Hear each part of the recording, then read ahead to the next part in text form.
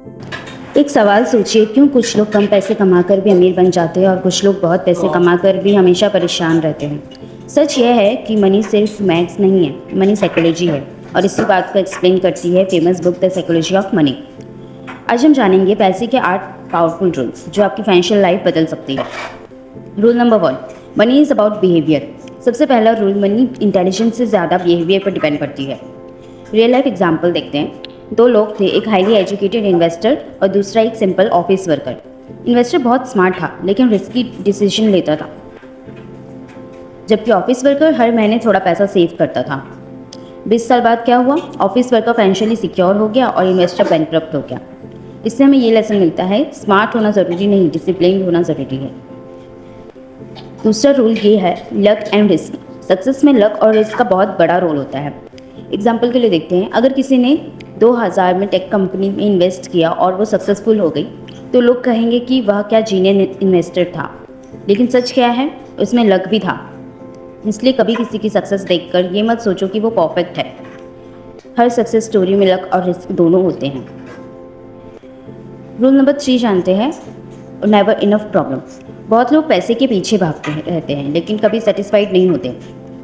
Example, एक businessman ने 10 करोड़ कमा ली। उसके पास लग्जरी कार, बड़ा घर, सब कुछ था। फिर भी उसने रिस्क इन्वेस्टमेंट किया सिर्फ और पैसा कमाने के लिए। रिजल्ट क्या हुआ? सब कुछ लॉस कर गया। हमें ये लेसन मिलता है इससे, कभी कभी इनफ कहना सबसे स्मार्ट डिसीजन होता है। अगला rule, importance of saving.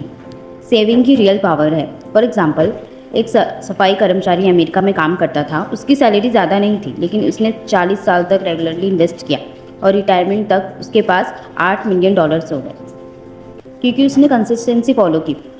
Consistency में बहुत पावर है। आज हमको पता नहीं चलता है, पर वही चीज़ हमें 2 साल बाद या सालों बाद पता चलता है कि कंसिस्टेंसी में ही पावर होती है, बिना रुके काम करने से।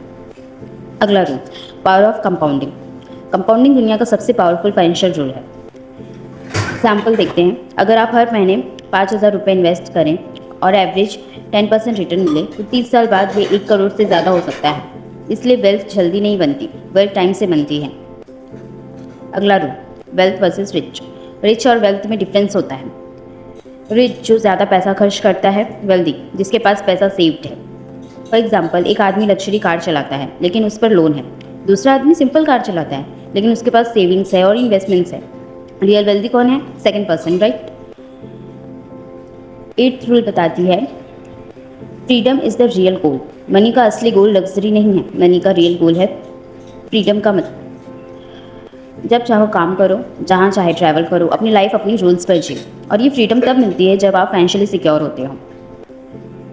अगला रूल ये कहता है, stay humble and patient. Financial success का सबसे इंपॉर्टेंट रोल है पेशेंट रहना। वेल्दी ओवरनाइट नहीं बनती। हर सक्सेसफुल इन्वेस्टर के पीछे ईयर्स ऑफ पेशेंस होता है। इसलिए जल्दी अमीर बनने की सोचो छोड़ो, लॉन्ग टर्म थिंकिंग अडॉप्ट करो। तो दोस्तों, मनी का गेम नंबर्स का नहीं है, माइंडसेट का है। अगर आप ये 5 चीज़ें फॉलो करते हैं, discipline, saving habit, patience, long term thinking, risk control, तो एक दिन सक्सेस ज़रूर हासिल होती है और आपका माइंडसेट भी पूरी तरह चेंज हो जाता है।